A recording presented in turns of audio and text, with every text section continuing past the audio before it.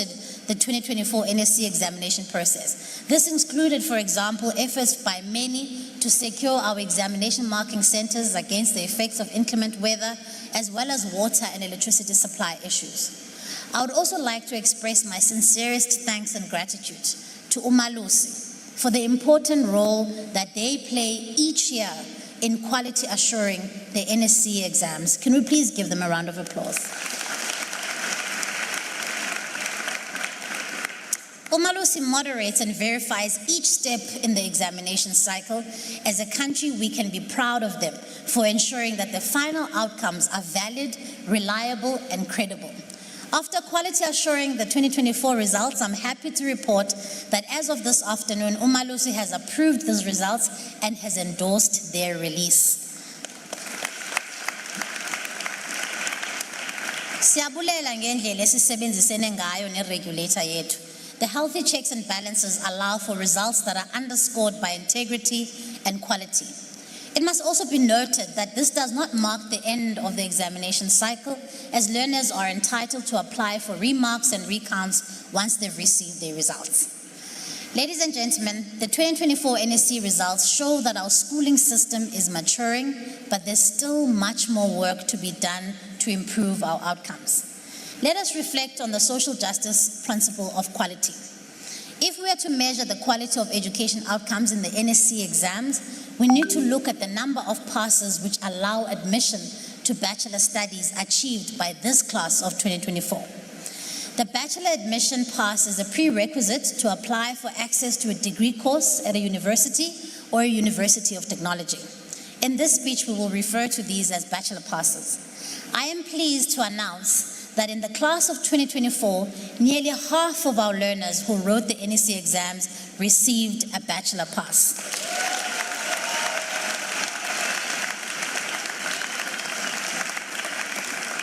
47.8% of our candidates qualified for admission to bachelor studies, which is a significant improvement from last year's 40% and represents the highest number of bachelor passes in recent history.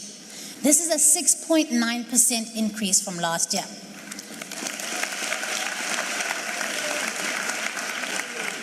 More importantly, this is a critical benchmark of readiness for higher education and training, and it's a critical benchmark for quality.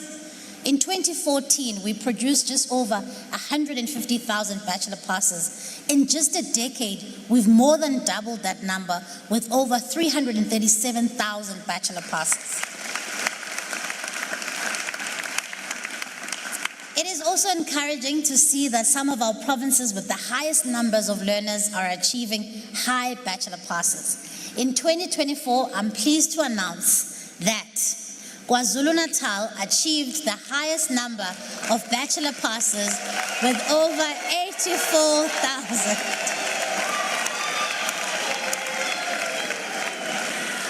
KwaZulu-Natal received 84,000 bachelor passes. Straight on their heels is Gauteng with over 66,000 bachelor passes. And right after them is the Eastern Cape with over 45,000 bachelor passes.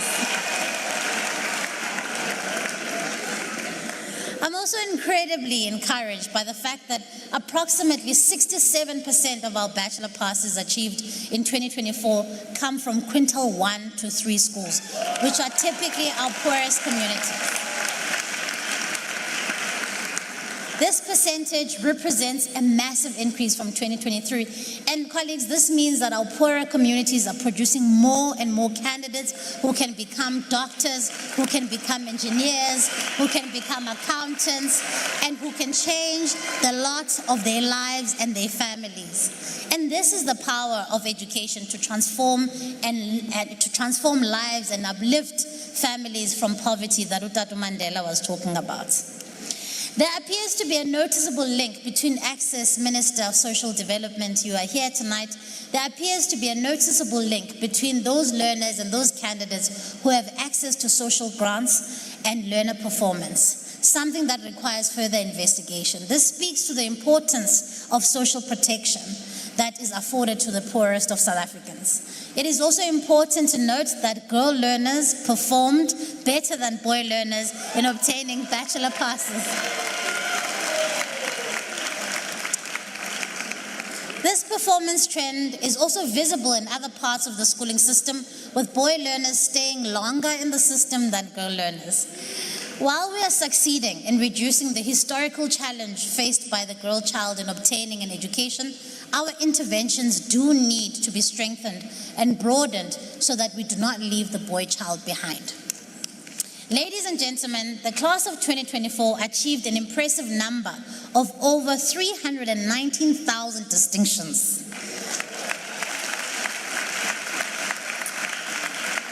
This represents a massive increase from last year, and some of these increases were seen in key subjects, including maths. I'm also pleased to report, and congratulations to all the MECs, I'm also pleased to report that every province has increased the number of distinctions received in 2023.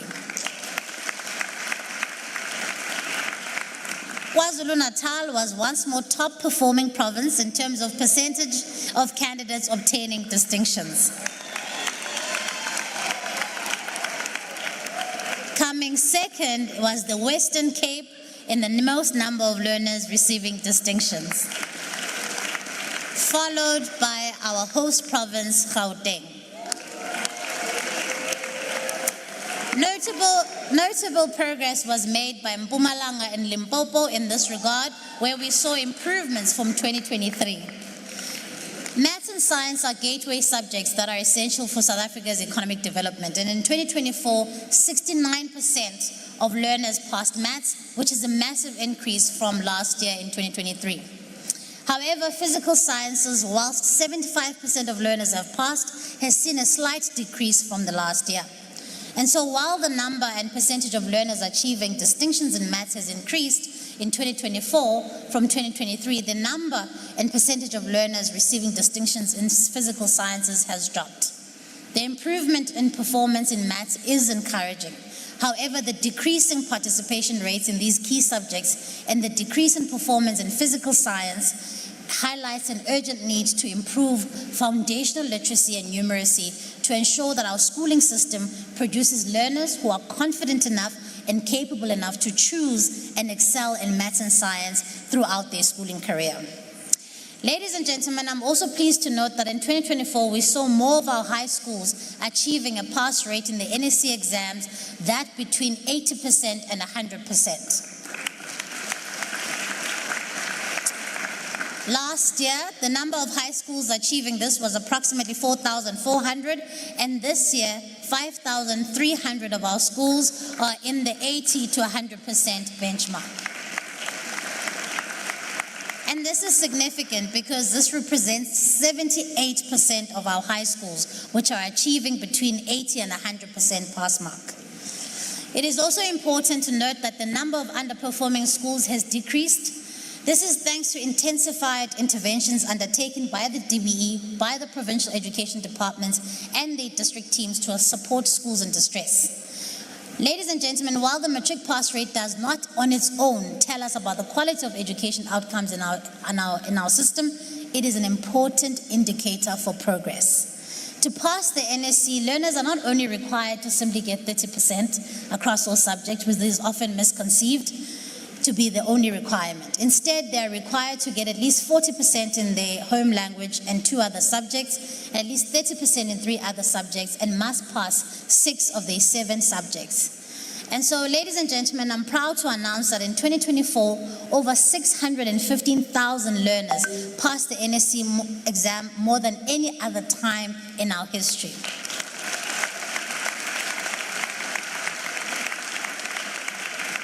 And here's the big one, perhaps you've been waiting for the whole night. South Africa's national pass rate for the 2024 National Senior Certificate has therefore increased from 82.9% in 2023 to 87.3% in 2024.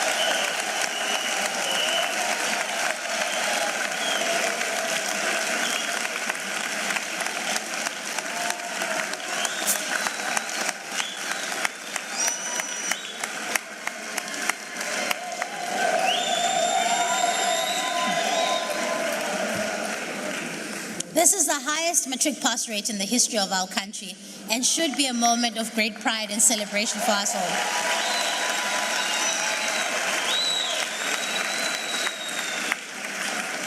When we consider the number of learners that progressed from grade 10 to 12 and we have achieved a throughput rate of 63%. This is in line with other middle income countries, and as I have indicated, there are many factors that impact on this rate, including, for example, subject changes, shifts to part-time candidature, and movements to TVET colleges. At a provincial level, I'm pleased to announce that every province improved on its performance from 2023, and listen to this, every province has achieved above 84% pass rate.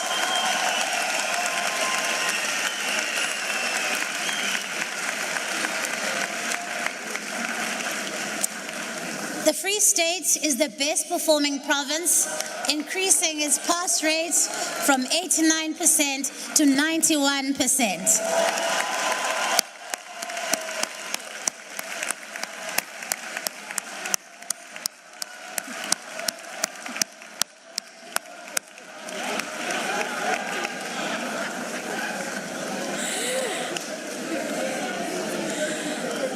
Let's settle down. There's plenty of time to celebrate afterwards.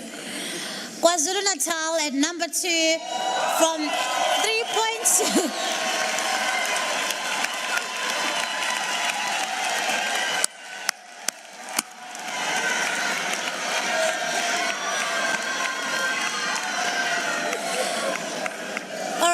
KwaZulu-Natal has obtained 89.5% matric pass rates. Number 3 is Gauteng with 85.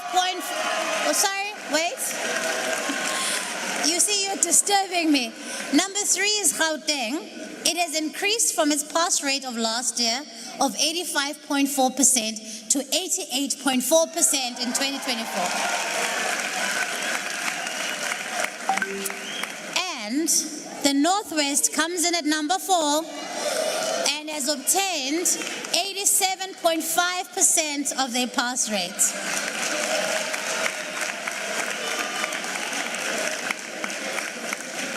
Next is the Western Cape, which comes in at 86.6%, an increase of 5% from the last year. The following 3 provinces have all received a rounded off pass rate of 85%. However, they are ranked according to the highest raw percentage points achieved. Limpopo comes at number 6, which is a 5% increase, sitting at 85.1%. Mpumalanga comes in at number 7, an increase of 8%, taking them to 84.9%.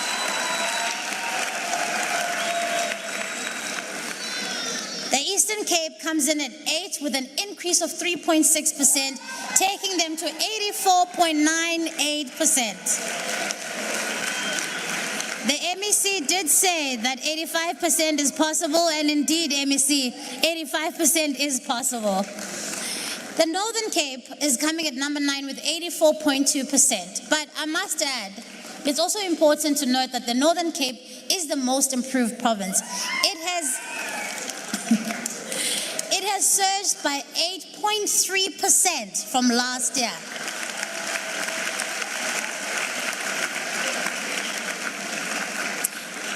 No-fee schools improved their pass rate from 81% last year to 85.8% in 2024. This too, guests and colleagues and ladies and gentlemen, is another sign that our schooling system is maturing. Our education districts have also made us very proud, and that's why we've got our district directors here in the room today, by improving on their performance from last year.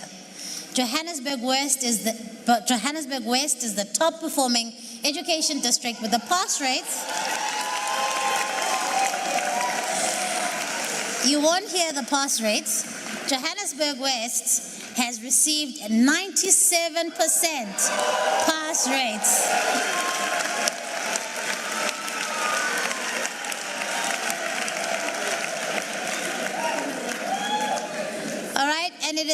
followed by Fezile Dabi Education District in the Free State at 93.5%. And it is followed by Umkanyagude Education District in KZN at 92.8%.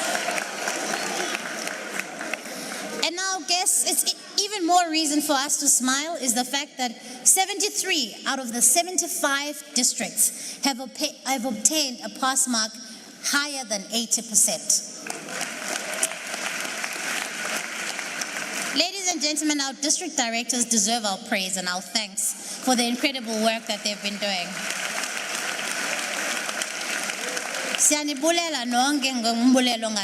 You've played and continue to play a critical role in driving excellence in your respective districts. I must also single out the DG who's behind me, who has visited every single one of these districts to make sure that he's given them the support that they need. Mr. Mweli, your incredible efforts, sir, have not gone unnoticed. This indicates that our education system as a whole is moving in the right direction. Learners from quintiles 1 to 3 schools, which typically serve our poorest communities, have made significant gains, reflecting the success of initiatives such as the National School Nutrition Program, extra tuition support during school holidays. However, the performance gaps between the quintiles still remains a concern, and we must redouble our efforts to close it. Ladies and gentlemen, the class of 2024 has excelled against the odds. These young men and women are a source of inspiration to us, proving that excellence is possible regardless of circumstance. A special congratulations to our top achievers who join us here tonight. From rural schools and under-resourced areas, they exemplify this transformative power of education. These young proteas continue to blossom and bloom in spite of the adversity they face.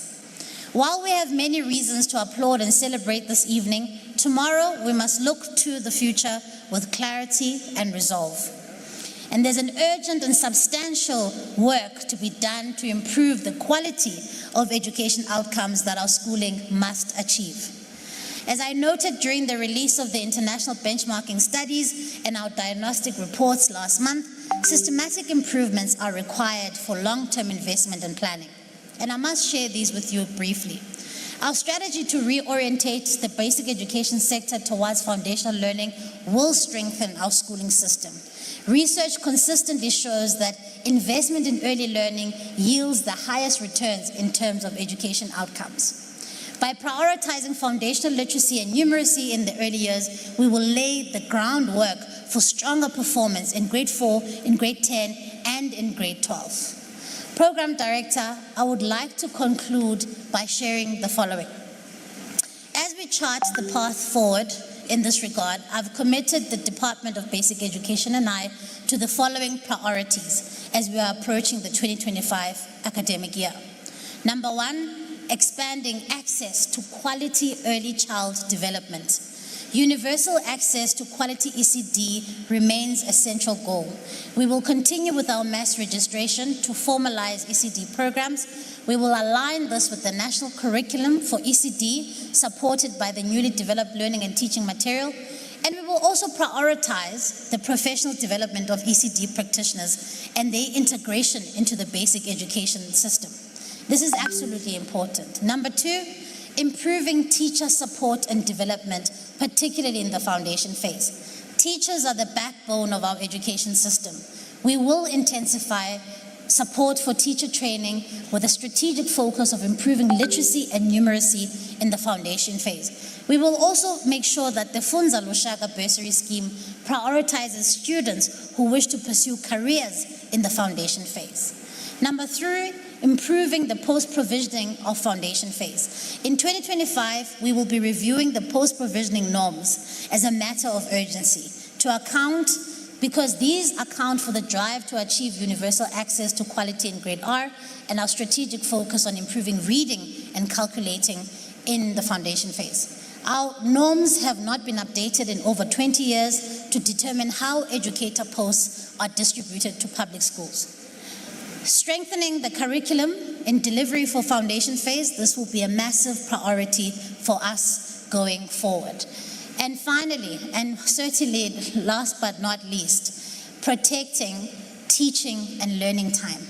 If we are to improve the quality of education outcomes, we need to protect teaching and learning time, ensuring that our teachers are at school, teaching for the entire day, for 230 days per year, to ensure adequate coverage of the curriculum.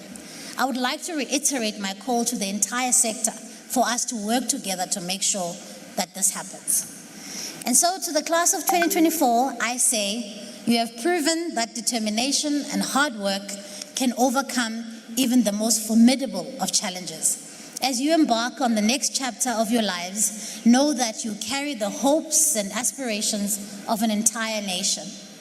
To the basic education sector, including all our partners, I say, as we celebrate the achievements of the class of 2024, let us remember that the successes of our education system is not measured solely by statistics, but by the lives that have been transformed, the barriers that have been broken, and the futures that have been unlocked. To the people of South Africa, I say, let us recommit ourselves to working together to build a schooling system that leaves no learner behind and ensures that every child in South Africa has the opportunity to reach their full potential. I thank you.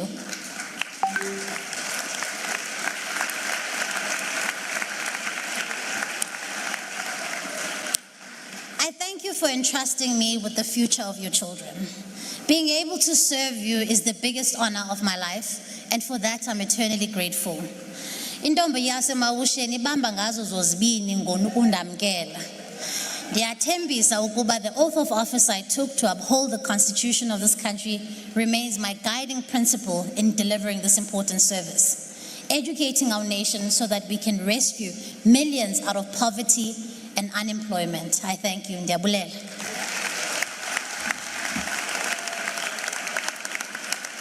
Government has taken steps to raise awareness around foodborne illnesses following several deaths, mostly of children of school-going age.